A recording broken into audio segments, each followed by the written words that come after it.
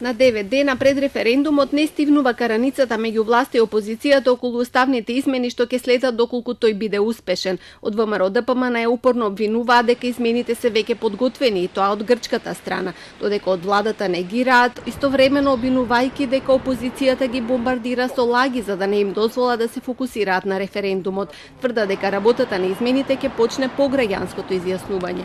Ако грчката страна мислела дека така треба да постапи, тоа ќе беше дел од договорот. Затоа велам, лагите се тука, за да не ни дозволат да се фокусираме на суштината. Ние подпишавме договор, тој договор е обврзувачки. Подпишавме договор во кој превземавме обврски, наши се обврските, а не грчки. Јасно ставивме до знаење, и ВМРО ДПМН тоа можеше да го чуе, дека работата на уставните измени ќе почне откако граѓаните ќе го кажат своето мислење. Од ВМРО ДПМН пак и денеска ги повторија обвинувањата дека измените на уставот се изготвени од грчки експерти и доставени до нашата влада преку non-paper.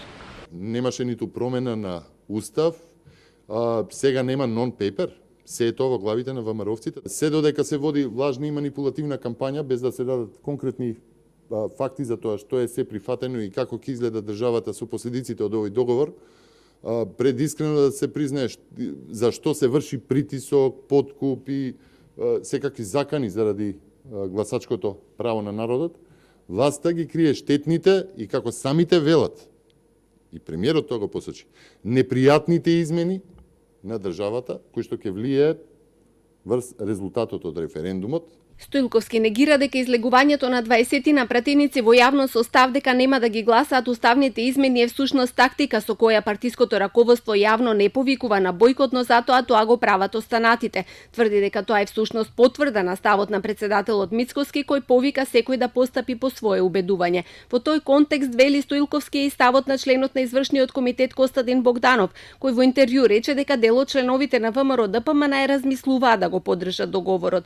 Ова пак за премиерката Шекеринска е доказ дека опозицијската партија повеќе тера партиска отколку државна политика, постојано менувајќи ставови за исто прашање.